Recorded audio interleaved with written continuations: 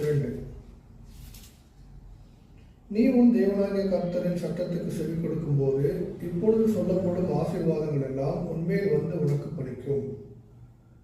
பாருங்க, கர்த்தருடைய வார்த்தைக்கு செவி கொடுக்கும் போது, இந்த அதிகாரத்தை 28வது அதிகாரம் உபாகமத்தை நீங்க தொடர்ந்து வாசிச்சீங்கன்னா, இஸ்ரவேல் ஜனங்களுக்கு தேவன் வைத்திருக்கிற ஆசீர்வாதங்கள் என்னென்ன ஆசீர்வாதங்கள், அதை எப்படி பெற்றுக்கொள்வது, அதற்கான வழிமுறைகள் எல்லாம் என்ன என்று அழகாய் சொல்லப்பட்டிருக்கிறது. அல்லேலூயா. தொடர்ந்து வாசித்து பாருங்க. உங்களுக்காக நான் ஒரு 2 வசனங்களை மாத்திரம் வாசிக்கிறேன். நீ பட்டணத்திலும் ஆசீர்வதிக்கப்பட்டிருப்பாய், வெளியிலும் ஆசீர்வதிக்கப்பட்டிருப்பாய்.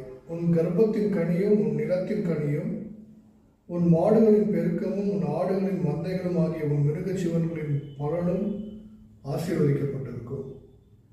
அல்லேலூயா. பாருங்க,